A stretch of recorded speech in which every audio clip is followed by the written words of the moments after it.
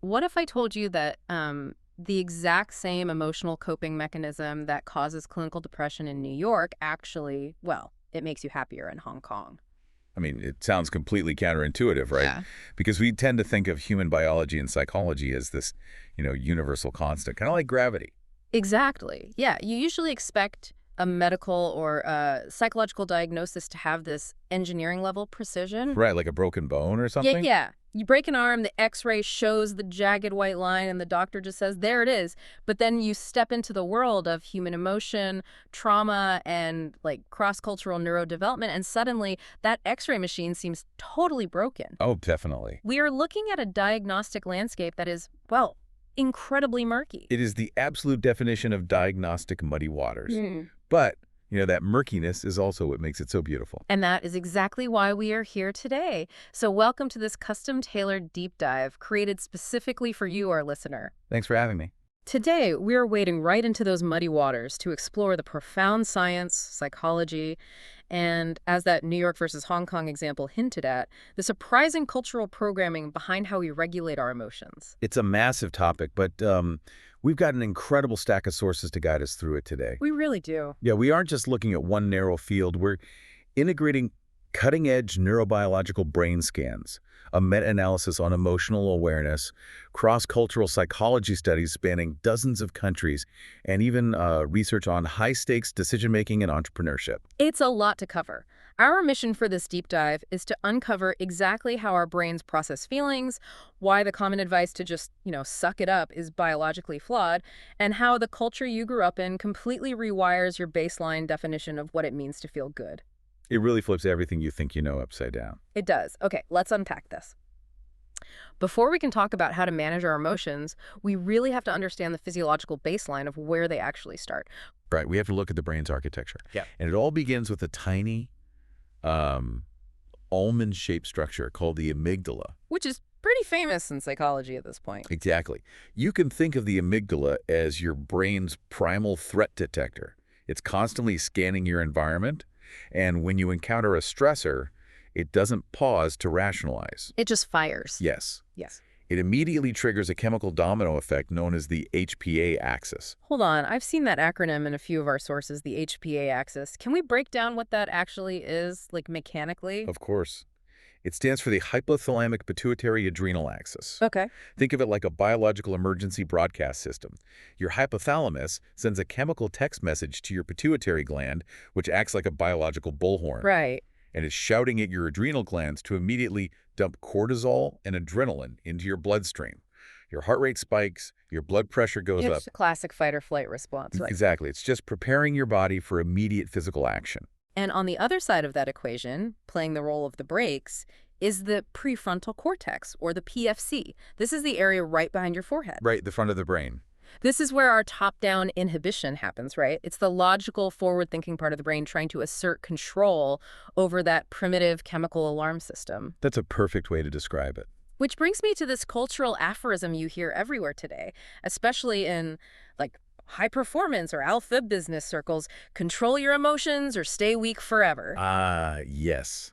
The idea that stoicism is the ultimate psychological armor. Right, and I want to push back on that whole narrative because the word control is incredibly slippery. Oh, absolutely. It gets misused a lot. When most people hear control your emotions, they're actually thinking of a specific psychological mechanism that researcher James Gross calls expressive suppression. Yes, the worst kind of control, biologically speaking.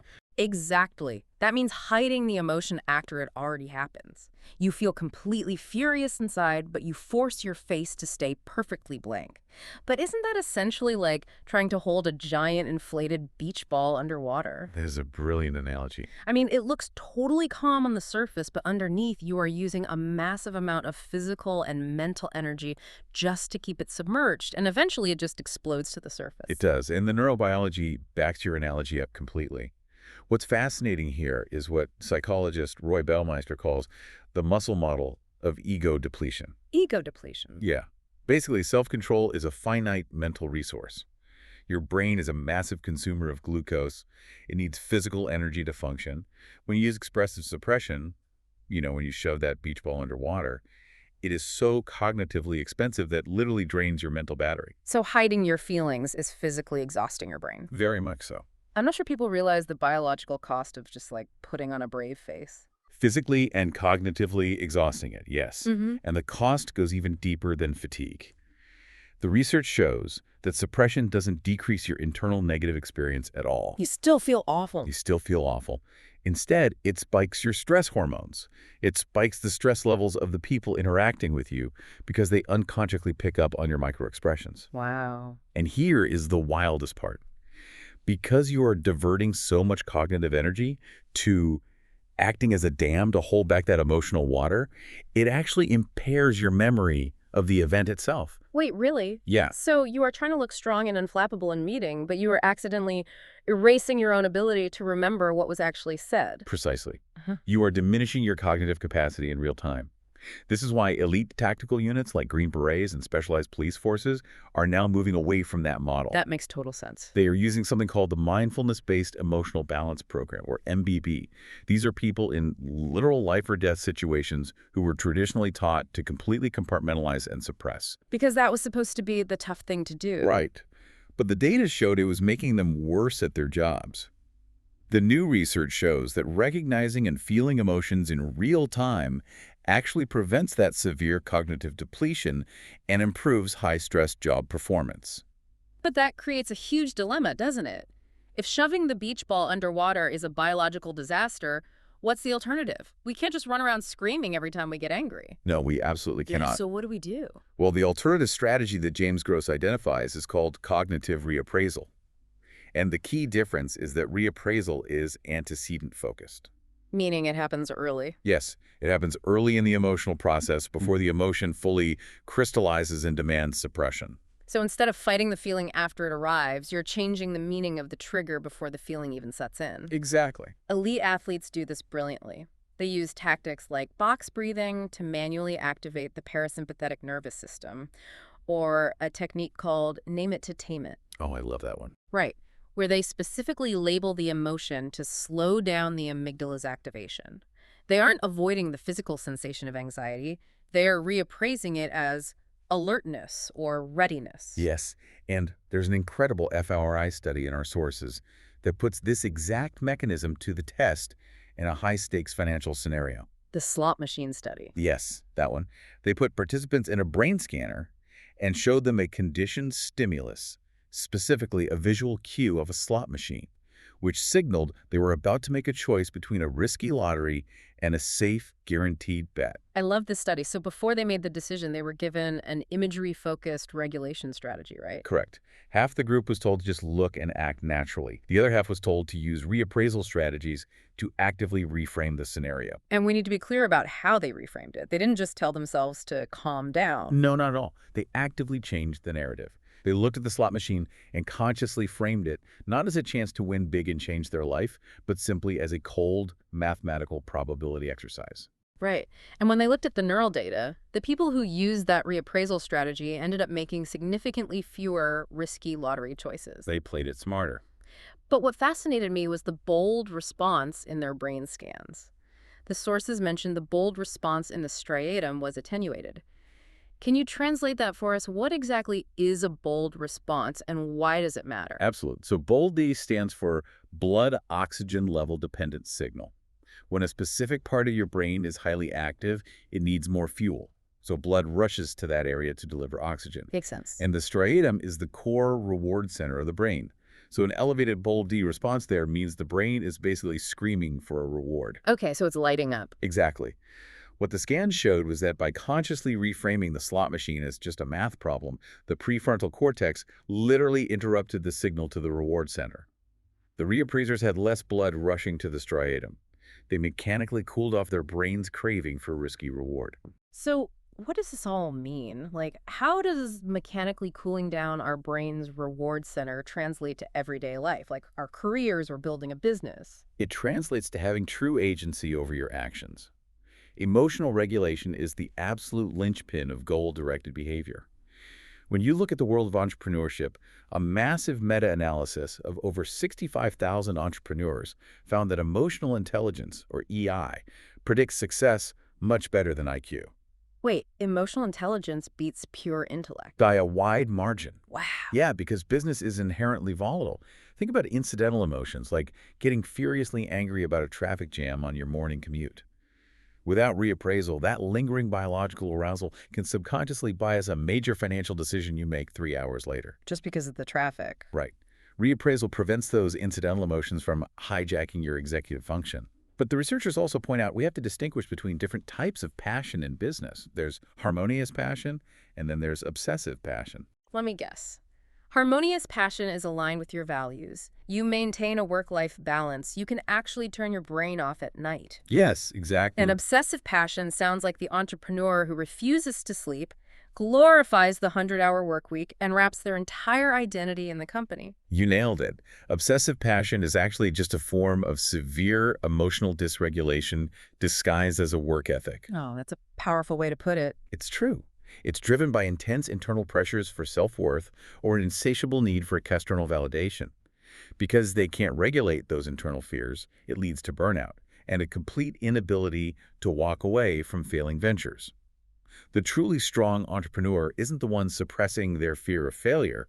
It's the one using emotional intelligence to navigate it constructively. But wait, we've just established this biological rule, right? Expressive suppression, hiding your feelings, is universally exhausting, causes memory impairment, and is generally a disaster for your mental health. So if that's true, shouldn't we see totally burned out, depressed populations everywhere in the world where stoicism and suppressing emotions is the cultural norm? You would think so, yes. Why aren't we seeing that? That is the ultimate contradiction that shatters the idea of a one-size-fits-all psychology.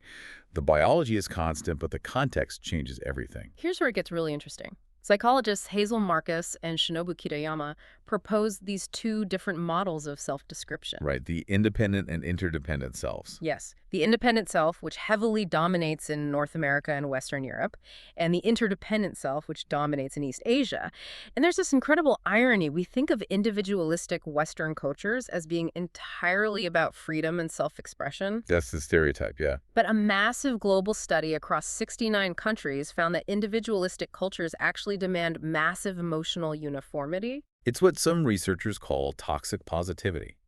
In North America, the cultural norm dictates that you are supposed to be upbeat, happy, and confident.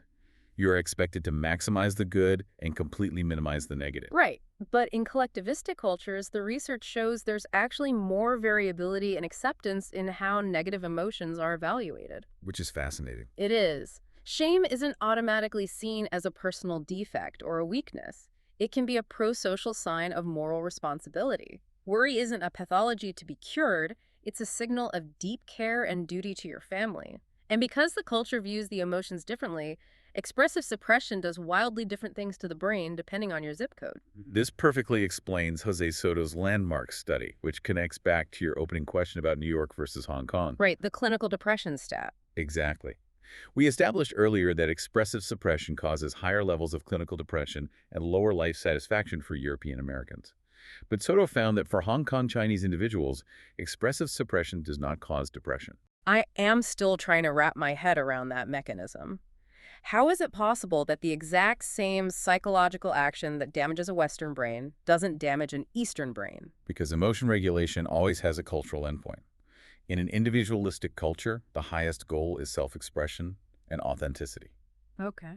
So suppressing your feelings feels like a failure of your true self. It creates massive cognitive dissonance. You feel like a fraud. Right. But in a collectivistic culture, the highest goal is to maintain group harmony, protect relationships, and preserve the dignity of others. In that context, suppression isn't a failure at all. It is a highly adaptive pro-social tool. It's an act of relational intelligence. I see. So it's not the suppression itself that causes the depression. It's the cultural guilt of feeling like you aren't being authentic. Exactly. And this difference is literally visible right on our faces. Paul Ekman's facial action coding system, or FACS, showed this brilliantly. When reliving happy memories, European Americans smiled much more intensely and expansively than Amon Americans. Even though both groups reported feeling the exact same baseline level of internal happiness. Right. It's what researchers refer to as cultural display roles. If we connect this to the bigger picture, it reveals how deeply our culture programs something called our ideal affect. Ideal affect is a specific emotional state you inherently believe is the best or most right way to feel. It's our default setting for a good mood. Exactly. And it varies entirely by geography. North Americans tend to desire high arousal positive states. We want excitement, enthusiasm, massive toothy smiles in our social media profiles, and thrilling hobbies like skydiving. Constant stimulation. Right. But East Asians generally prefer low arousal positive states. Yeah. Calmness, peacefulness, a gentle closed-mouth smile, just lounging quietly on a beach. And the wild part is that this isn't genetic at all. The sources show this is programmed into us incredibly early through, of all things, children's storybooks. That study always blows my mind. Right. Researchers looked at best-selling kids' books in the U.S. versus Taiwan. The American books were filled with wide, excited smiles, bright colors, and high-energy, splashy activities. While the Taiwanese books featured calm, closed smiles, pastel colors, and tranquil activities. Exactly. And when they read these different books to preschoolers, regardless of the child's ethnic background, the kids who got the exciting books immediately wanted to play with loud, fast toys. The kids who got the calm books wanted quiet, slow toys. Our culture literally writes the software for how we want to feel before we even know the alphabet. Which is why, as you're listening to this deep dive right now, I want you to pause and think about the emotions you strive for daily. Yeah, that's a great exercise. Are you constantly chasing high-energy excitement, or do you crave peaceful calm? What stands out to you? Because chances are your culture handed you that preference long ago. That is just fascinating. But, it brings up a really critical question. If our culture is programming the destination of how we want to feel, how good are we at reading our own internal dashboard? Like, how well do we know what we are actually feeling right now? That takes us into the domain of what neuroscientist Lisa Feldman Barrett calls emotional granularity. Emotional granularity. Yeah, it's the ability to distinguish between highly nuanced emotional states. It's the difference between just vaguely saying, I feel bad, versus being able to pinpoint, I feel agitated, but not necessarily frustrated. Actually, I feel unheard. It's having a high-definition vocabulary for your internal state. And the opposite of that is a condition called alexithymia. It literally translates from Greek to mean lack of words for emotion. That's right.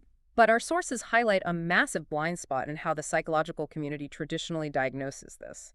There was a huge meta-analysis comparing two different tests. One is the TAS-20, which is a self-report questionnaire where you basically rate your own difficulty describing your feelings. Yes, you just fill it out yourself. And the other is the LES, the Level of Emotional Awareness Scale, which is an objective, observer-rated test where you read complex scenarios and have to actually generate emotional descriptions to prove your vocabulary.